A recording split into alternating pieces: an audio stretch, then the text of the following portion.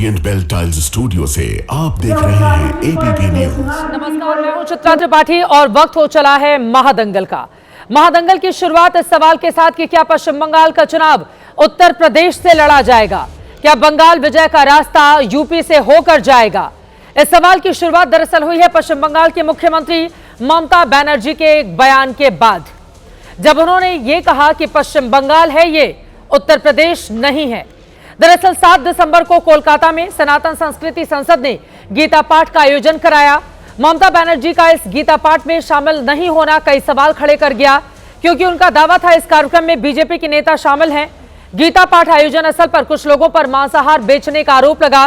गीता पाठ में आए कुछ लोगों ने मांसाहार बेचने वालों की पिटाई की। मांसाहार बेचने वालों को पिटाई करने वाले आरोपियों की गिरफ्तारी की गई। आरोपियों के रिहा होने पर बीजेपी नेता शुभेंदु अधिकारी ने उनका जाकर स्वागत कर दिया। इसलिए ममता बनर्जी ने कहा कि धार्मिक विभाजन नहीं होगा बंगाल में। ये उत्तर प्रदेश नहीं है, ये पश्चिम बंगाल है और यहां पर इस तरह की राजनीति नहीं चलेगी। एक तरफ आपको बताते चले, बीजेपी के एक नेता है संजय पोयरा, जिन्होंने कोलकाता में राम मंदिर बनाने का ऐलान किया हुआ है और 26 मार्च रामनवमी के दिन शिलान्यास की घोषणा कर दी है। उस समय पश्चिम बंगाल का चुनाव अपने पीक पर होगा। उसी समय 26 मार्च रामनवमी के दिन उन्होंने शिलान्यास की घोषणा कर दी है। तो वहीं आपको हमने महादंगल में दिखाया था, पूर्व टीएमसी नेता हुमायूं कबीर ने बाबरी मस्जिद वाले बयान को लेकर टीएमसी को कैसे फंसा दिया था।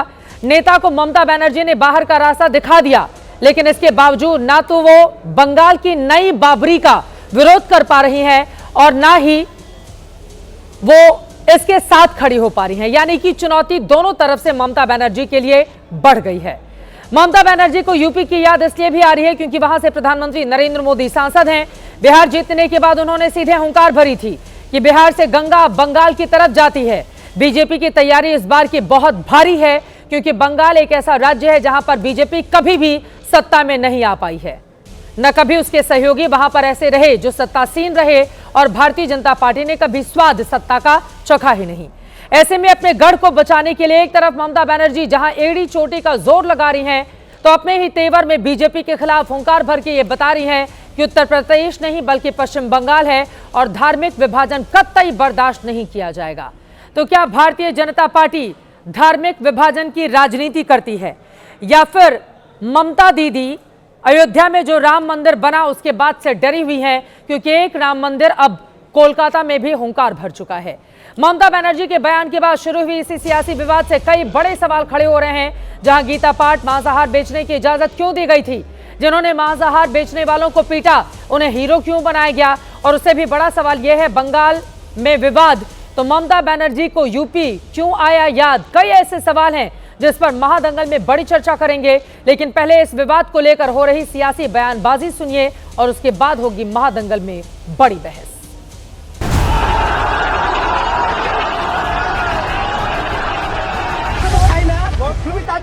চিকেন বিক্রি করবে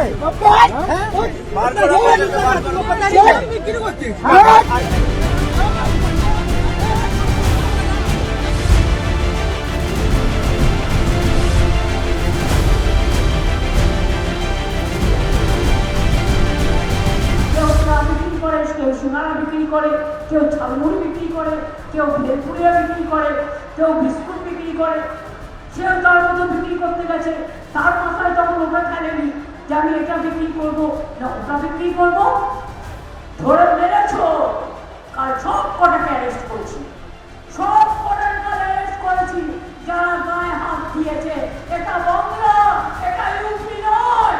ममता बनर्जी जिस तरीके से आज कृष्णनगर से सीधा बताया, मैं अरेस्ट करा दिया, ये चीफ मिनिस्टर पुलिस मिनिस्टर का इस तरीके से बात गैर कानूनी है, ये नहीं बोल सकती है। और पुलिस का जो कार्रवाई हुआ है टोटल इलीगल हुआ है। पश्चिम बंगाल का इलेक्शन आ रहा है, हिंदू मुसलमान शमशान कब्रिस्तान छोड़ के वैसे भी बीजेपी को कोई काम है? मैं समझता हूँ ममता जी ने अराजकता की जो चरम सीमा थी बंगाल में उसको पार कर चुकी है। वो अब उनके शासन का जो दौर है वो अंतिम सांसें ले रहा है। बंगाल का आवाम पॉलिटिकली एकदम मोटिवेटेड है, पॉलिटिकली एकदम रेजोल्यूशन ले चुका है और आने वाले चुनाव में ममता बनर्जी को फिर और एक बार चौथी बार मुख्यमंत्री बनाने का काम हम लोग करेंगे। पश्चिम बंगाल है, लेकिन मैं समझता हूं कि आने वाले समय में ममता दीदी वहां पर भी डबल इंजन की सरकार बनने वाली है। और ये जो गीता का पाठ हुआ है, इतना बड़ा मेरे हिसाब से जमावड़ा शायद ही कहीं पर देखा गया हो। ये चेतावनी है कि हमारी सांस्कृतिक राष्ट्रवाद की लहर बंगाल पहुंच रही है।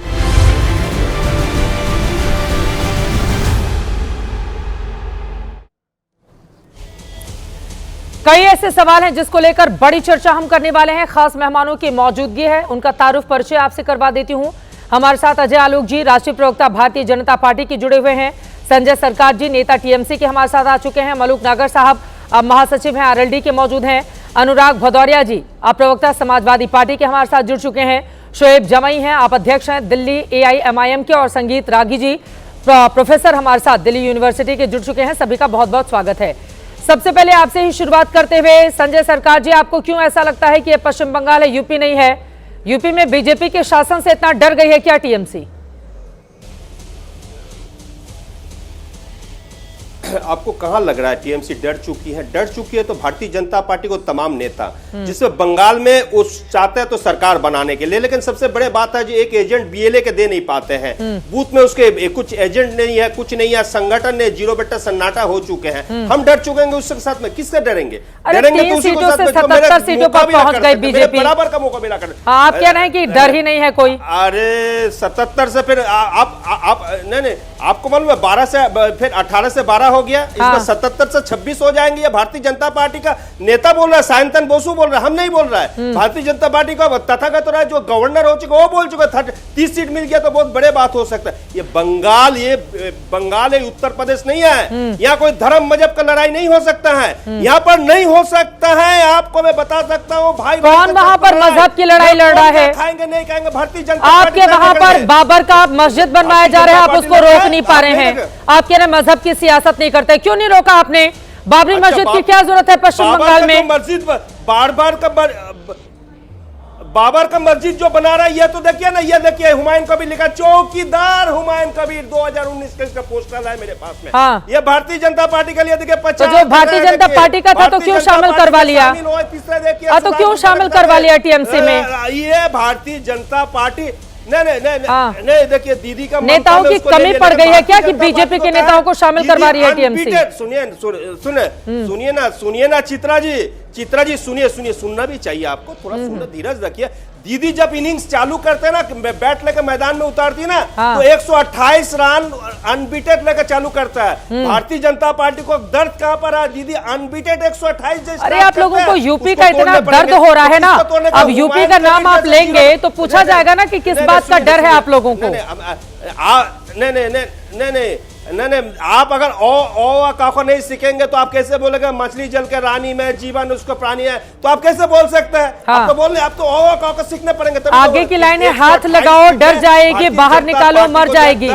तो सियासत में सबको इस बात का डर लगता है ना कि कहीं मजबूती वाला हाथ आना जाए, जनता जिसको पकड़ ले और हम लोगों को बाहर निकाल दिया जाए तो राजनीति हमारी खत्म हो जाए, मर जाए।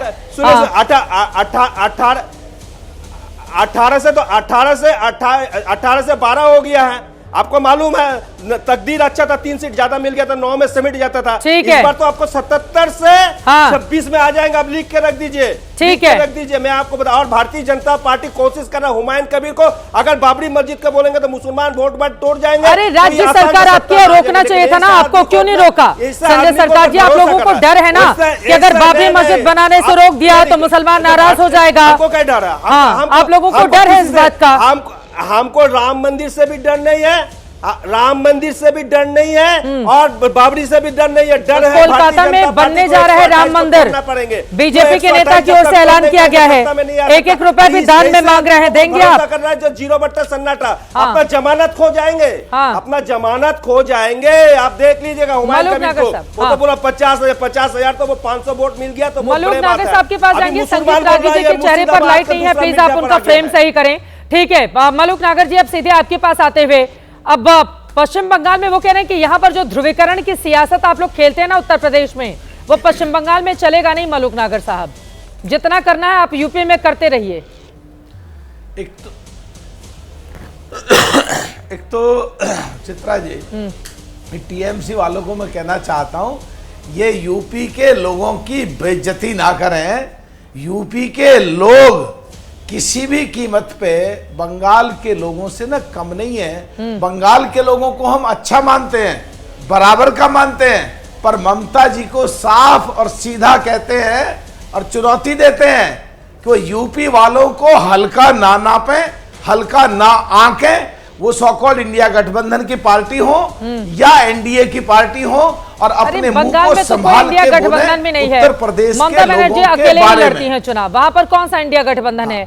एक भी सीट नहीं दी थी उन्होंने किसी भी सहयोगी को।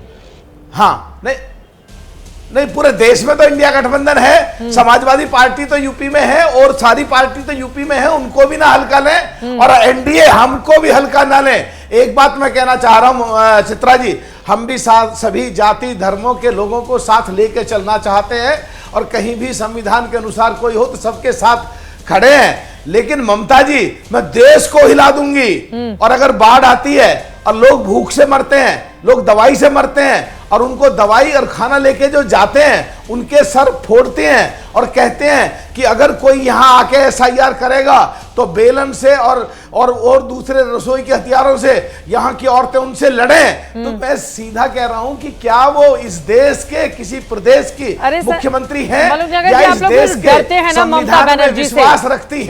अगर विश्वास रखती है तो इस तरह की भाषा को कंट्रोल करें। हिला तो पा नहीं रहे आप उनको पश्चिम बंगाल से, आप लोग भी डरते हैं ना ममता बनर्जी की ताकत से? नहीं, वो देश को नहीं हिला सकती, संविधान को हिलाने की बात करती है। उसको अंगुली पकड़ने चलने पड़ता है, यादव भी यही कह रहे थे, बिहार में नहीं हिला पाएंगे, बिहार में भी हिलाए और बंगाल में भी हिलाएंगे। और अभी देख लेना आने वाले समय में हिलाएंगे, कैसे हिलाएंगे? हिलाने के लिए तो अंगली पकड़ते हैं, कंधों पकड़ते हैं, हम अंगली कंधों नहीं पकड़ते हैं। तुम देश को क्या हिलाओगे? आप अंगली भी पकड़ते हैं, कंधों भी पकड़ते हैं। अंगली और कंधों पकड़ने वालों, अंगली कंधे पकड़ने वालों किसी को कैसे हिलाएंगे? आपको अकेला चल ही नहीं पाता है, बचपन में अंगली पकड़ता है और बुजुर्ग होते जब कंधों पकड़ते हैं तो कैसे कैसे हिलाएंगे? जो दूसरे का भरोसा में चलते हैं हिलाएंगे कैसे?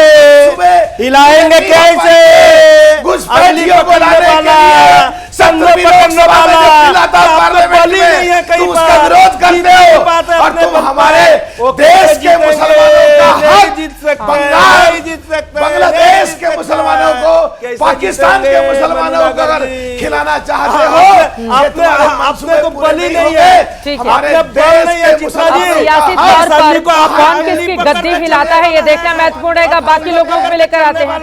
हाँ, बल पे जितने का ताकत नहीं है, ठीक है, बंगाल हिलाएंगे कैसे? बात बोलते हैं। शोएब जमाई जी, मैं आपके पास आ रही हूँ, एक बार अनुराग भदौरे की टिप्पणी ले लेती हूँ।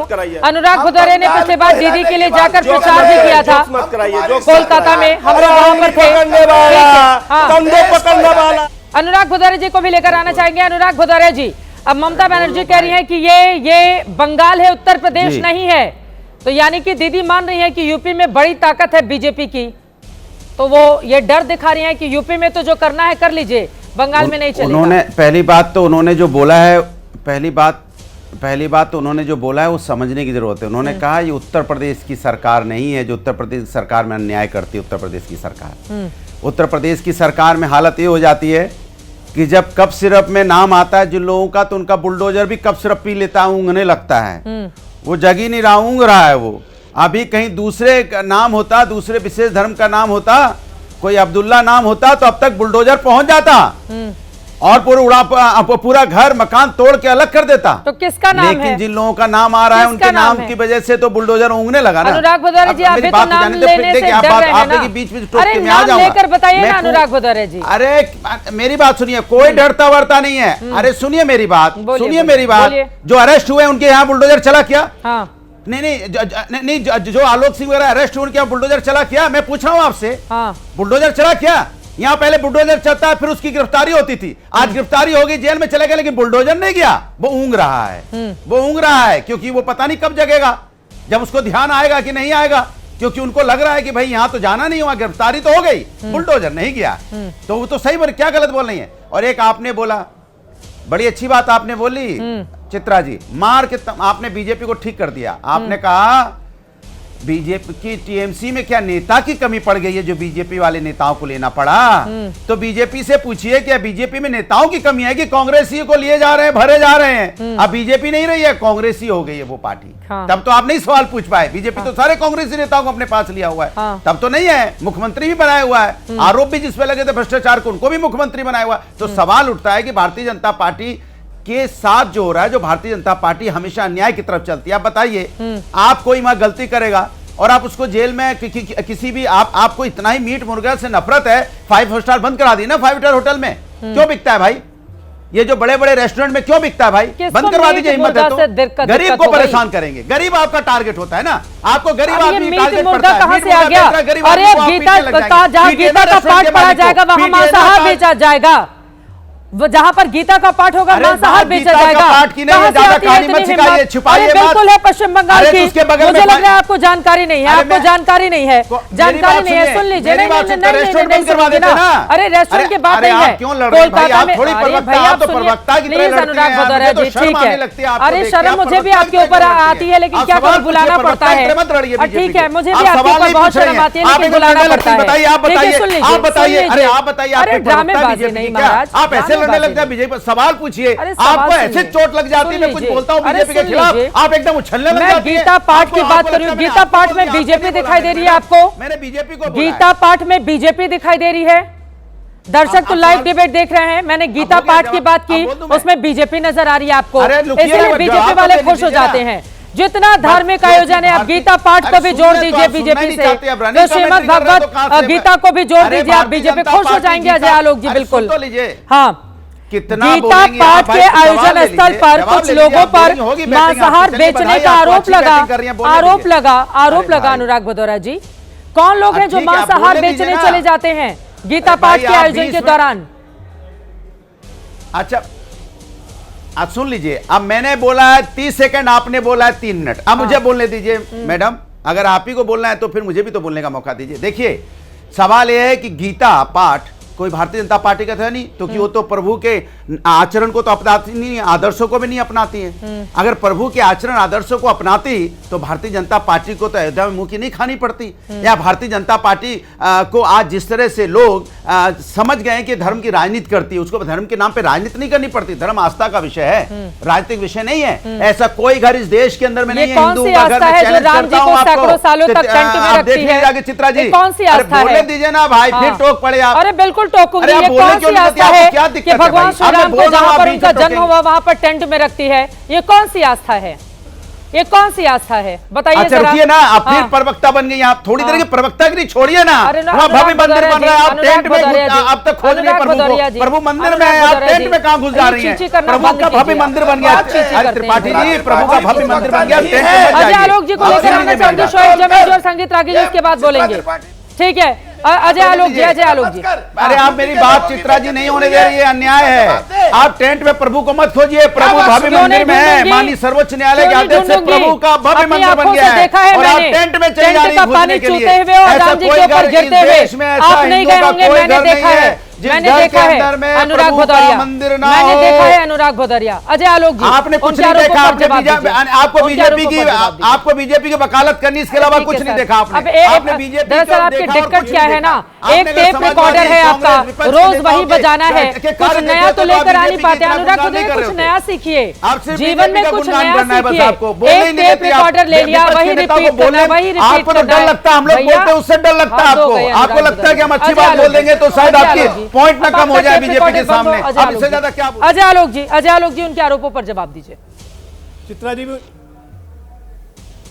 देखिए चित्रा जी, विधर्मियों को जवाब नहीं दिया जाता है। ये जनता ने तय कर लिया है कि विधर्मियों को जवाब नहीं देंगे, उनको दंडित करेंगे, और दंडित करना इनको शुरू कर चुकी है, और इसी दंड के कारण ये इतने परेशान अब बिखर रहे हैं।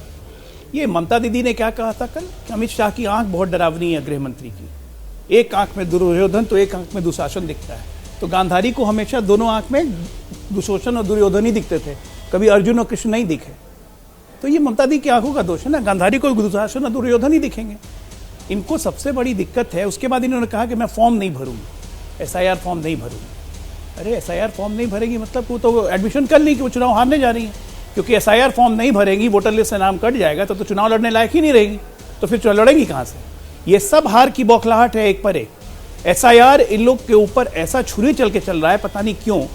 11 बार पहले एसआईआर हो चुका है देश में, 52 में, 57 में, 65 में, 67 में, 83, 84 में, 87 में, 95 में, 96 में, 2002 से 4 इतनी बार हो गया, किसी दल ने विरोध नहीं किया। इस बार एसआईआर का विरोध है, क्यों? क्योंकि घुसपैठियों को निकालना है ना, घुसपैठियों का वोटर लिस्ट नाम कट जाएगा, वोट कम हो जाएगा। प्रणाम देवी जी, आप तो कमाल है, अखिलेश यादव जी ने कमाल है। आप बोल रहे थे तो रनिंग कमेंट्री, बीजेपी बोल रहा है तो मुंह खोल सुन रहे हैं आप। ये आपकी निष्पक्षता है, मैं बोल रहा था मेरे शब्द नहीं जाने दे रहे थे, रनिंग कमेंट्री कर रही थी। कोई अच्छी बात जनता के सामने नहीं चली जाए, बीजेपी बोल रहा है तो चुपचाप सुन रहे हैं। ये पत्रकार है। आपको नहीं लगता है कि मैं एक बात कह रहा हूं, पत्रकारिता की सर्टिफिकेट इनका आवाज बंद कीजिएगा, तब तक कुछ बोलेगा। चैनल पर नहीं, प्लीज अनुराग भदौरिया आप मुझे बोलने ही नहीं दे। एक बार उनकी बात तो सुन लीजिए। बोले दिया, मैं जब बोलना शुरू करता हूं आप रनिंग कमेंट्री शुरू करती हैं, और जब वो बोल रहे हैं तो आप दूसरों के बीच में इतना रनिंग कमेंट्री करते हैं ना, मेरी तो बारी नहीं आती है, तब तक मेरी बात पहुंचने नहीं दी। आपने जानबूझ के मेरी सही बात को रोका। मैं बता रहा था इस देश के अंदर में अगर मीट मुर्गा से इतनी नफरत है भारतीय जनता पार्टी, देश की जनता को जानने का बहुत हक है चित्रा जी, इनको म्यूट कीजिए। होटल और ढाबे बंद करवा ये इस तरह से समय बर्बाद कर रहे हैं। तो बंद करवा दें होटल। अरे गीता पाठ में जो मांसाहार बेचेगा उसका बंद हो जाना चाहिए होटल, ठीक है ना? अनुराग भदौरिया जी आ रही हूँ, रुकिए, थोड़ा धैर्य दिखाइए। अजय आलोक जी अपनी बात पूरी कीजिए, फिर मैं बाकी लोगों के पास आऊंगी। शोएब जमाई भी बहुत देर से कुछ बोलना चाह रहे हैं, बोलिए अजय आलोक जी अपनी बात पूरी करें। मैं दो बातों का जिक्र कर रहा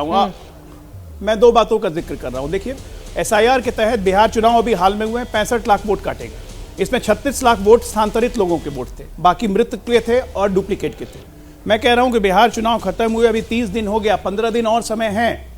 अगर वोट काटने में इनको दिक्कत थी तो ये 45 दिनों के अंदर इन्होंने क्लेम क्यों नहीं किया? अभी तक 36 लोगों ने भी क्लेम नहीं किया है इस एसआईआर के खिलाफ, और 36 लाख के वोट काटे गए।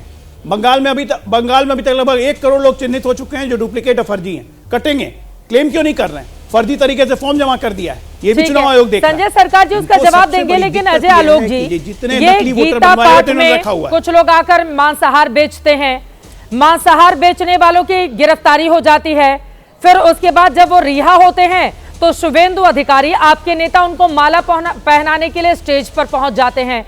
ये कौन सी पॉलिटिक्स पश्चिम बंगाल में भारतीय जनता पार्टी की चल रही है?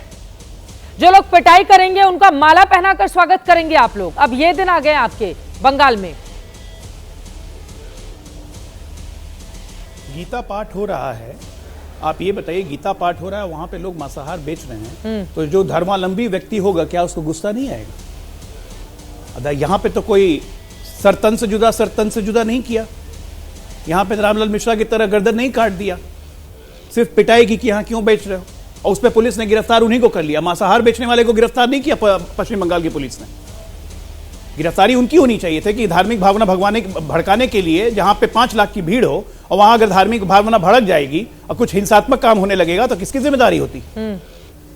मांसाहार बेचने वाले को गिरफ्तार नहीं किया, लेकिन जिन लोगों ने इसका विरोध किया, उनकी पिटाई किया, कोई भी ऐसी जम के पिटाई नहीं की, धक्का मुक्की हुई और इनको भगा दिया गया वहां से, उस पर उन्हीं लोग को गिरफ्तार कर लिया। तो ऐसे लोग का स्वागत नहीं करेंगे? अरे खुले तुष्टीकरण कर रही है पश्चिम बंगाल में, जो हिंदू धर्म की बात कर रहा है उसको मारने की बात कर रही है। मुर्शिदाबाद में फिर हिंदुओं के घर चिन्हित किए जा रहे हैं, ये सब दिख नहीं रहा है लोगों को क्या? वहां पे खुलेआम हार की भूख, हार का डर उनको एक पर एक काम करवाते जा रहा है। अरे तो आप लोग आरोपियों को हार पहनाने लगेंगे, पिटाई करने वाले लोगों को हार पहनाएंगे, कुछ कर सकता है? फिर आप खुलेआम क्या पिटाई को बढ़ावा नहीं देंगे कि फिर जहां मनाए जिसको मनाए पीटो? फिर आप भी तो वही काम कर रहे हैं ना अजय आलोक जी। नहीं, वो काम नहीं कर रहे हैं हम, वो बिल्कुल वो काम नहीं कर रहे हैं। अगर हिंदू धर्म में हिंसा होती ना तो हिंदू धर्म इतना बढ़ता ही नहीं आगे। हिंसात्मक नहीं है हिंदू धर्म, लेकिन अपने धर्म की रक्षा करने का अधिकार सबको है, ठीक है, हिंदुओं को भी है, और इसमें कोई अपॉलोजेटिक होने की बात नहीं है। जो हमारे धार्मिक कार्यक्रम में गड़बड़ी करेगा पिटाई होगी। 10 सेकंड अनुराग भदौरिया जी 10 सेकंड बोलेंगे, फिर 10 सेकंड चित्रा जी 10 सेकंड बोलिए। 10 सेकंड अनुराग भदौरिया जी बोलिए। मैं अच्छी देखिए, मैं इनकी पोल खोलता हूं कैसे ये धर्म के नाम पे राजनीति करते हैं। इनको हिंदू से मतलब नहीं है। अगर हिंदू से मतलब होता ना तो 30 से ज्यादा हिंदू बीएलओ की मौत हुई है। प्रभु एक बार तो बोलते हैं हिंदुओं की मौत हो गई, चुनाव की गलत नीति की वजह से हरवा के हिंदू थे की मौत हुई। एक बार नहीं बोल पाए तो गोली चलाने वाले नहीं है, हम सनातन से नफरत करने वाले लोग नहीं है, हम सनातन को कोरोना नहीं बोलते, हम रामचरितमानस का मजाक नहीं उड़ाते, रुक रही हैं, हम लोग बीमार हो रहे हैं, फेफड़े जम रहे हैं, कितने उसमें हिंदू है मुझे बता दीजिए। आप पूरा हिंदुस्तान परेशान है, लेकिन आप नहीं बोलेंगे, एयर पोल्यूशन पे नहीं बोलेंगे आप। मंदिर के पक्ष में फैसला आ गया तो जज सरकार मोशन चलाएंगे। ये इतने बड़े सनातन विरोधी, हिंदू विरोधी लोग हैं, क्या बोलेंगे? घुसपैठिए कितने निकाले? विधर्मी है, दंडित कर रही है जनता। जवाब नहीं है, विधर्मी है आप लोग, इसीलिए दंडित हो रहे हो। जनता दंडित करते रहेगी। बनवाने वाले आप साफ होते जा रहे हैं, साफ कार्ड बनवाया था, करोड़ रुपया खर्च हुए, तो क्या आधार कार्ड को केंद्र सरकार नहीं मानती? अपने साफ हो जाएंगे। कहना चाहती है कि यही लक्षण रहा ना, यही लक्षण रहा ना भदौरिया, अपने नेता को साफ करवा दोगे। आधार कार्ड नहीं मानते, आधार कार्ड केंद्र सरकार ने, इन लोगों को समझ में नहीं आता, ये जितना बोलते हैं इनका वोट उतना कम होता है। बात पे आप नहीं टिकते ना, आधार कार्ड पे प्रवक्ता जितना आके बोलते हैं इनके नेता का उतना वोट कम होता है। जैसे अधिकारी जो सैनिक है उसको आप बोलते हो आतंकवादी की, क्या बोल रहे हो पता भी है? अंदर में राष्ट्रभक्ति है। अगर इनको पूछ लीजिएगा कि इन्होंने 2 मिनट में क्या बोला है, इनको याद नहीं रहेगा। जी आप लोग, बात नहीं है। हाँ, आपने देखा वहां का रिजल्ट क्या रहा था। शोएब जमील जी का रुख करते हुए इन लोगों को इंडिया गठबंधन में जगह नहीं मिली तो भी सीमांचल में कमाल का प्रदर्शन कर लिया, और अब तो ये बंगाल में भी हुंकार भर रहे हैं। तो क्या वहां की लड़ाई बाबर वर्सेस राम मंदिर पर होगी? शोएब जमील जी और हुमायूं कबीर जो बाबरी मस्जिद बनवा रहे हैं, उन्होंने तो इच्छा भी जाहिर कर दी है आप लोगों के साथ चुनाव लड़ने की। चित्रा जी, सबसे पहले इस मुद्दे पर बात होनी चाहिए। जो गीता पाठ और जिस तरीके से शुभेंदु अधिकारी ने उसको माला पहना के स्वागत किया उन लोगों का जिन्होंने मारपीट करी, जाहिर सी बात है जो वेंडर था वो मुसलमान था और जिनके साथ मारपीट करी वो एक गरीब वेंडर था। भारतीय जनता पार्टी की पॉलिसी रही है शुरू से, गुंडे, मवाली, अपराधी, बलात्कारी, आतंकी, इन सबको माला पहनाते हैं। आपने सुना होगा ये दादरी के जो अखलाक की हत्याकांड हुई उसके आरोपियों की जो है मुकदमा वापस ले रहे हैं। चेतन जिसने नाम पूछ करके 3 मुसलमानों की ट्रेन में हत्या की उसको मानसिक रोगी घोषित करने की कोशिश की जा रही है। उसी तरीके से बिल्किस बानो के बलात्कारियों को माला पहनाया। उसी तरीके से जम्मू में कठुआ में जो 8 साल की बच्ची थी आसिफा, उसके रेपिस्टों के समर्थन में नारे लगाए, तिरंगा यात्रा निकाल। तो ये उनके डीएनए में है और यही काम ये बंगाल में कर रहे हैं। मुझे ये बताइए कि कोई बर्गर पैटीज अगर बेच रहा है, ठीक है, अगर आपकी धार्मिक भावनाएं आहत हुई तो वहां पुलिस नहीं है क्या? आप पुलिस से बात कीजिए। आप वहां पे बैरिकेड लगाते हैं, आप वहां पे नॉन वेज या वेज सेक्शन लगाते हैं, तो भाई पुलिस कानून को हाथ में लेने का अधिकार तो आपके पास नहीं है। जानबूझकर भी करते हैं ना शोएब जमील जी, कुछ लोग जानबूझकर करते हैं। कांवड़ यात्रा के दौरान क्या जरूरत है नाम बदलकर सामान बेचने की, खाना खिलाने की नाम बेचकर? हम छिपाने पर क्यों भरोसा करते हैं? कवर नहीं दे रही हूँ मैं, सवाल पूछ रही हूँ। बीजेपी के लोगों ने जो किया वो गलत है, मार पिटाई गलत है, और जो आरोपी मारे उसका माला पहनाना और भी गलत है। शोएब जमील जी, लेकिन ये मानसिकता कहाँ से आती है? गीता पाठ चल रहा है, वहां पर जाकर हम मांस बेच रहे हैं। एक सिटीजन, सुनिए, एक सिटीजन होने के नाते सिर्फ इतना खाली बताइए कि कोई भी व्यक्ति अगर कानून अपने हाथ में ले रहा है, अराजकता फैलाने के साथ मारपीट कर रहा है, क्या उसके समर्थन में खड़ा होना चाहिए? बिल्कुल गलत है, बिल्कुल गलत है, नहीं होना चाहिए। तो बिल्कुल वैसे ही जहां पर गीता का पाठ हो रहा है वहां पर जानबूझकर जाकर मांसाहार बेचना भी गलत है। ऐसे लोग माहौल को बिगाड़ने के लिए जाते हैं, ऐसे लोग माहौल खराब करने के लिए जाते हैं। शोएब जमील जी, बंगाल में चंडी पाठ होता है, बंगाल में दुर्गा पूजा में मांस खिलाया जाता है प्रसाद के रूप में। बंगाल में यहाँ से बकरे की बलि दी जाती है, मटन की बलि दी जाती है। बंगाल के जो बंगाली हिंदू हैं उनके अंदर मांस खाना या प्रसाद के रूप में भी मटन बांटा जाता है, बलि दी जाती है। आप उसको पढ़िए, बंगाल के कल्चर को आपको नहीं मालूम, इसलिए कह रहे हैं कि बंगाल और उत्तर प्रदेश में बहुत फर्क है। मेरा बंगाल से रिश्ता है क्योंकि हमारे बहुत रिश्तेदार वहां रहते हैं, मैं अक्सर जाता हूँ। तो बंगाली जो हिंदू हैं उनको जो है दुर्गा पूजा में भी, चंडी पाठ के बाद भी, और ये सब तमाम जो पूरा कामाख्या टेम्पल में भी आप देख ले तो वहां पे मांसाहारी को धार्मिक चीजों से अलग नहीं करते। आप ये पूरा उस रीजन को देखिए, उसकी जो कल्चरल जो सेंटिमेंट है उसको आप समझिए।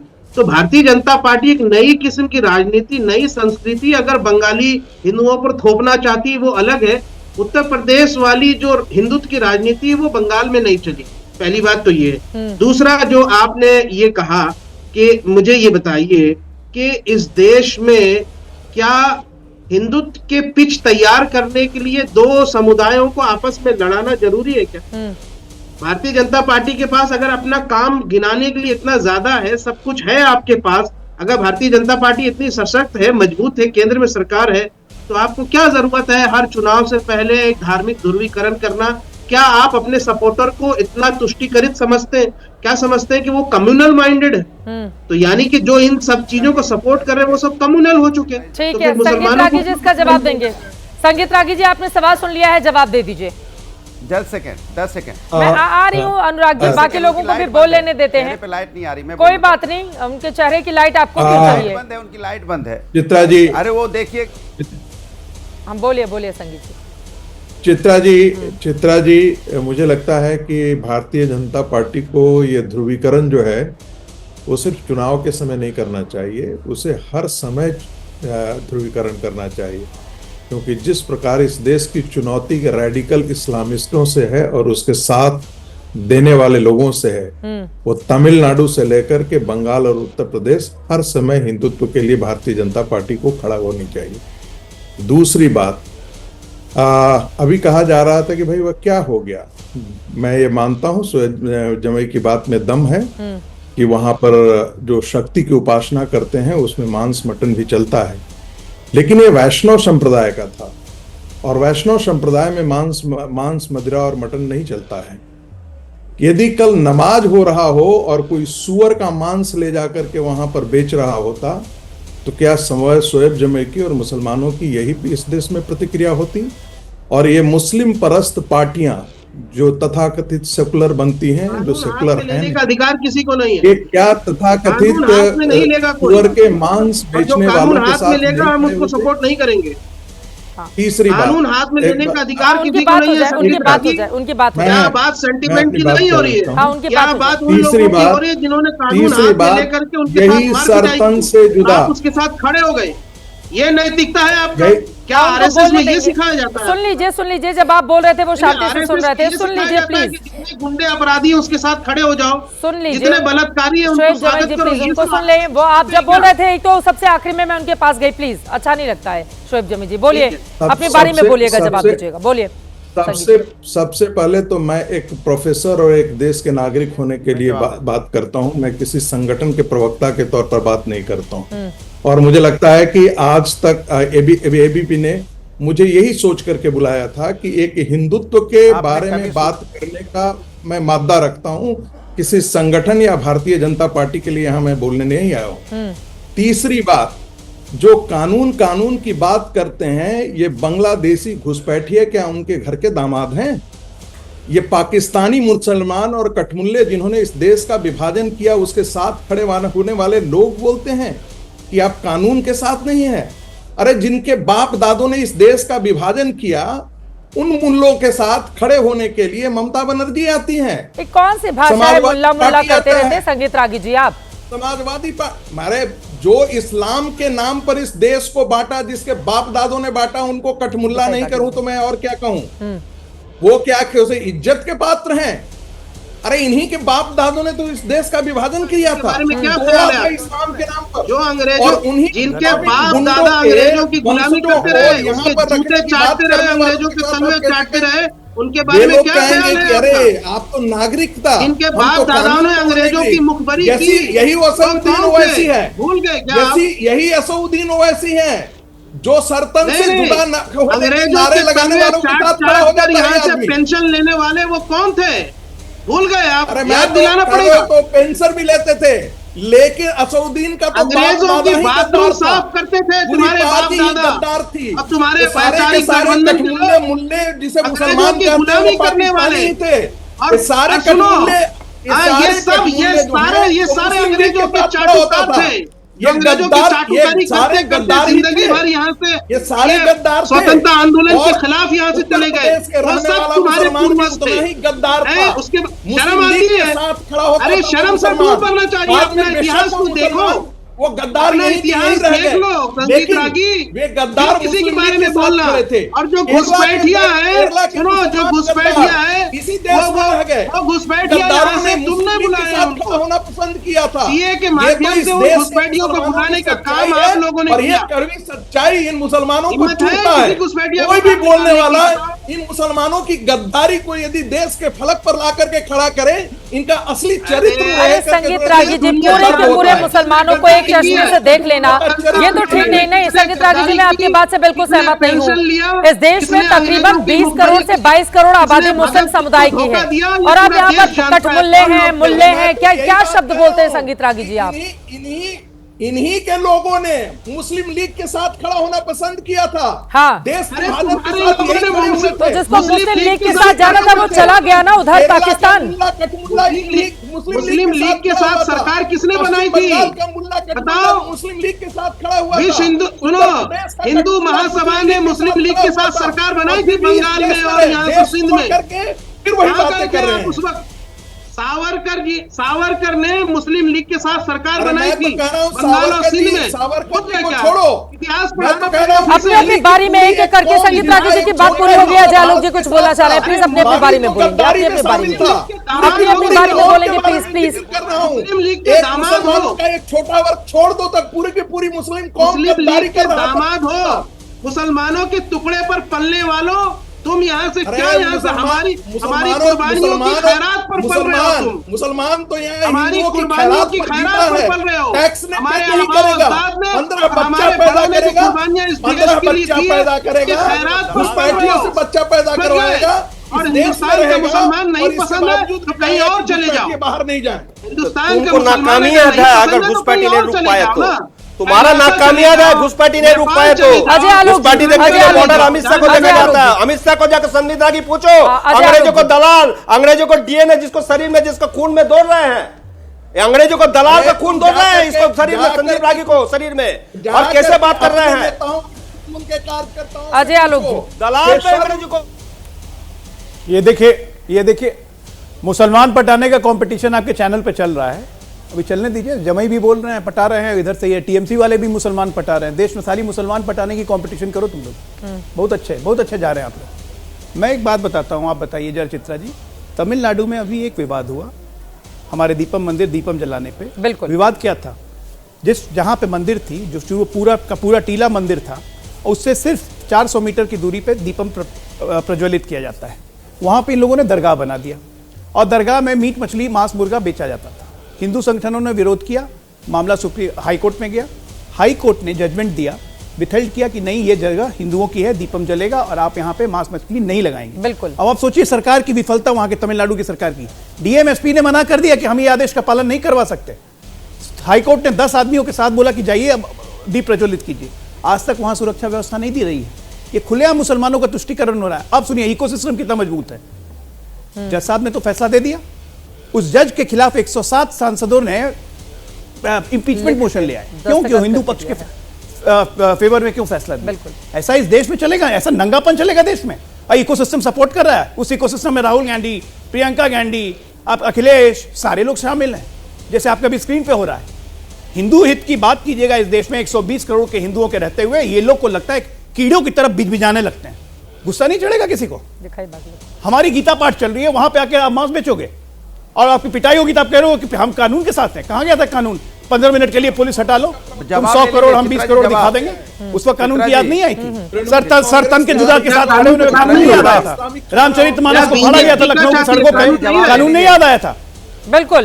योगी आदित्यनाथ ठीक कहते हैं, लातों के भूत बातों से नहीं मानते हैं। बीजेपी को अरे चुप, बड़ा जवाब ले लीजिए। अराजक हैं आप लोग सारे के सारे। मुसलमान पटाओ कंपटीशन खेलिए मुसलमान पटाओ कंपटीशन खेलिए। शोएब जमाई, बंगाल में उसी की लड़ाई है आपकी। बंगाल में आप हमसे नहीं लड़ रहे। मुसलमान पटाओ कंपटीशन चलेगा टीएमसी के साथ। बोलिए अनुराग मैं बोल लूं, मैं तो आप एक एक करके बुलवाइए ना। क्यों? देखिए मैंने आपसे बोला अभी अजय आलोक कितनी अच्छी बात कर रहे हैं। इनको फजरुल हक याद है क्या? 1941-42 में मुस्लिम लीग की सरकार थी बंगाल में, और उसमें उसके फाइनेंस मिनिस्टर कौन किसको बनाया गया था बताएं? पता है आपको? मुस्लिम लीग वही 41-42 में हिंदुस्तान का विभाजन नहीं हुआ था मूर्ख। वही फजरुल हक पाकिस्तान के 41-42 में हिंदुस्तान का विभाजन नहीं हुआ था। सुन लिए मूर्ख, सुन लो। कौन थे? श्याम प्रसाद मुखर्जी जी कौन थे? अभी मुस्लिम लीग के साथ एसोसिएशन आपका, अलायंस आपका है। अरे फजरुल हक किसके मंत्री थे? नहीं फजरुल हक के साथ नहीं, फजरुल हक में वो मंत्री थे कि नहीं थे? हिंदुस्तान का विभाजन हो गया था। बताइए आप। अरे पागल आदमी, पहले ये अरे बताइए ना, भैया बंगाल नहीं याद है क्या? हिंदुस्तान का विभाजन बंगाल नहीं उस हुआ समय था। बंगाल था, अविभाजित पश्चिम बंगाल नहीं था प्रभु। अविभाजित हिंदुस्तान था। विभाजन के बाद मुस्लिम लीग किसके साथ है ये बताओ ना? तुम्हारे साथ है, श्याम प्रसाद राहुल गांधी के साथ है। वायनाड का चुनाव मुस्लिम लीग के कारण जीते। याद है आपको? याद आया? याद है? नहीं याद आया? मोहम्मद इस्माइल याद है? आप वही श्याम प्रसाद मुखर्जी मुस्लिम के लीग लोग नहीं गए छोड़ के सरकार में पाकिस्तान बनने के बाद बनेंगे फाइनेंस मिनिस्टर, और वो जब विदेश जब वो पाकिस्तान चला जाएगा तो आप पाक साफ हो जाएंगे। ऐसा नहीं चलता भाई, ऐसा नहीं होता है। आप ऐसा नहीं कर सकते। लेकिन आप सुनिए, आपने कभी भी आप बिजबिजाते रहते हैं आजादी के आंदोलन में आपका योगदान, मुस्लिम लीग का कीड़ा आपके दिमाग में घुसा हुआ है, बिजबिजा रहे हैं आप लोग, तो योगदान बता रहे हैं। हमारा जो योगदान है देश देख रहा है, 52 साल से देख रहा है हमारा योगदान सिखा रहे हैं। योगदान देखने की जरूरत नहीं है। उसमें आपकी जो पैतृक संस्था है, याद है आपको? तिरंगा का अपमान करने वाले लोग हमें राष्ट्रपति सिखा रहे हैं। देखिए यहाँ पे ए टीम बी टीम बैठी है, राष्ट्र की टीम में ही सावन के अंधे राष्ट्र की टीम है, राष्ट्र की बात करते हैं हम लोग। हम ए टीम बी टीम नहीं है। चित्रा जी तो ए टीम बी टीम को बोलने का मौका देती है, लेकिन राष्ट्र की टीम को बोलने का मौका नहीं देती है। अरे ये रोना बंद कीजिए अनुराग गोदारा जी, मैं तो आपके रोने से थक चुकी हूँ। आप कितना रोते हैं, टीवी पर आकर बोलने का मौका नहीं देते, बोले लगातार आप बोल रहे हैं क्या? नहीं बोल रहे, बस कीजिए, बार-बार वही गलती बस कर दीजिए, बस करिए अनुराग गोदारा जी, कुछ नया सीख कर आइए, रोज 1 घंटे पढ़ा कीजिए, कुछ नया सीखिए। यूपी के बारे में, बंगाल के बारे में आप एक ही रट्टू तोता की तरह बोलते जाएंगे, तो फिर आदत पड़ जाएगी आपकी इसी तरह से बात करने के लिए। अरे मैं देश के साथ खड़ी हूँ, विपक्ष अपने साथ पहले खुद खड़ा हो जाए। आपको दिख रहा होगा सत्ता पक्ष के साथ, मैं देश के साथ खड़ी हूँ, आप पहले विपक्ष के साथ खुद खड़ा करिए। अरे आप मेरे ऊपर आएंगे तो मैं जवाब दूंगी जबरदस्ती। अनुराग गोदारा जी, जब बीजेपी की पोल खुलती है आप रनिंग कमेंट्री शुरू करते हैं, इसको कवर फायर बोलते हैं। मैंने वर्ड दिया है, शायद आपको आपके शो का समय व्यर्थ करता है ये आदमी, लेकिन आप रनिंग कमेंट्री करेंगे तो पोल कैसे खोल आपके शो का समय व्यर्थ करता है। इनसे पूछना चाहता हूँ, सीधा सा सवाल मेरा है, सुनिए मेरी, देखो हम लोग राष्ट्र की बात कल इंपीचमेंट मोशन साइन करके आया है, हिंदू विरोधी आदमी, मुद्दों की बात करते हैं, मंदिर में दीप जलने से दिक्कत है, हम एयर पोल्यूशन पे बात करते हैं, मंदिर में दीप जलने से दिक्कत है, महंगाई पे बात करते हैं, निर्णय देगा तो उस पे इंपीचमेंट आएंगे, स्वास्थ्य व्यवस्था पे बात करते हैं, हम एजुकेशन पे बात करते हैं, हम राष्ट्र की इंफ्रास्ट्रक्चर डेवलपमेंट की बात करते हैं, देश को आगे ले जाने की बात करते हैं। आप क्या करते हो? आप धर्म के नाम पे राजनीति करना चाहते हो, हमारे अंदर में जिहाद करेंगे पार्लियामेंट में, सत्ता पाना चाहते हो, ऐसे सत्ता लेना चाहते हो, अरे विकास की बात क्यों नहीं करना चाहते? आपने बोला था आज रुपया लुढ़क गया, पता है आपको कितना रुपया लुढ़क रहा है हमारा? 90 पहुंच गया और आपको चिंता ही नहीं है। और फिर आप ही कहते थे जब रुपया पतला होता है तो देश का सम्मान गिरता है। आज देश का सम्मान का क्या हो गया बताइए? ये समय बर्बाद करता है, आपने कहा था मांगे देश को खुशहाल बनाएंगे, झोंक दिया। चारों तरफ नफरत की बात हो रही है। जल्दी से क्लोजिंग कमेंट मलूक नागर जी। ये सीधा अनुराग भदौरिया ये बता दे, यूपी के लोगों की बेइज्जती करी है तो ये क्या ममता जी से कुछ कह सकते हैं? दूसरा वो देश को हिलाने की बात, अनपढ़ जैसी बात मत किया करो। उन्होंने यूपी के लोगों को नहीं बोला है, सरकार को बोला है। फटेबाज की तरह बोलते रहते हो बिना समझे। अरे बैटिंग करने तो तैयारी बैठ रहे हैं, पकड़ा जाता है, दवाई नहीं बैठ बांध दिया जाता है, चले आए हो बैठना चाहते हैं, तरह बैठ पकड़ के खड़े हो। अरे भाई उन्होंने बोला सरकार को, आप सरकार और यूपी में फर्क है। जब आप बोल रहे थे वो अरे क्या गलत बात है? उनको पता ही नहीं है क्या बोल रहे हैं। हाँ अरे शांत क्या तो आय बाय साहब बोल रहे हैं, कह रहे यूपी के पहले उनको ये नहीं पता उन्होंने बोला क्या है। पहले तो पढ़ लो क्या बोला उसके पहले यही आप भी बोल रहे थे। बोला सरकार, सुन लीजिए, सरकार यूपी नहीं है। इतना तो धैर्य दिखाना पड़ेगा ना अनुराग जी, इतना तो धैर्य दिखाना पड़ेगा। भदौरिया अरे क्या करें, ये बी टीम का कितना सुने, राष्ट्र की टीम की तो बात जानी चाहिए ना। घर पढ़ के आ और खुद ये भी आपको शायद सी टीम भी है, ये कुछ बुद्धि लेके आ, ठीक है, समझ के आ, ताकि एंकर पे आरोप लगाने के बजाय। बिल्कुल। अब मलूक नागर जी, मैं बाकी आपकी किसी बात से सहमत हूं चाहे ना हूं, कम से कम इस बात से मैं बिल्कुल सहमत हूं कि दरअसल वही प्रवक्ता टीवी पर आकर पत्रकारों को घेरने का काम करते हैं जो बिना तैयारी के आते हैं। जब आप तैयारी करेंगे नहीं, किसी मुद्दे पर आपको जानकारी होगी नहीं, तो आप सीधे टीवी एंकर पर हमला करके माइलेज लेने की कोशिश करेंगे। लेकिन जनता बहुत सालों से यह देख रही है और उसको पता है कि जब ज्ञान कब वो होता है ना, अधजल गगरी छलकत जाए, ज्ञान जब कम होता है तो इसी तरह की वाणी मुख से निकलती है। लेकिन इन सब के बीच पश्चिम बंगाल की सियासत किस करवट बैठेगी? ममता बनर्जी जो दावे कर रही हैं कि ये यूपी है, यूपी नहीं बंगाल है, उनके दावे का क्या दम दिखेगा? ममता दीदी क्या फिर से बाजी मारेंगी या फिर इस बार भारतीय जनता पार्टी वहां पर सत्ता में आने में होगी कामयाब। बाकी पार्टियों का क्या होगा? पश्चिम बंगाल की सियासत से जुड़ी हुई हर एक जानकारी, खबर आप तक पहुंचाते रहेंगे। महादंगल में अभी के लिए दीजिए इजाजत। देश और दुनिया की तमाम खबरों के लिए आप देखते रहिए एबीपी न्यूज।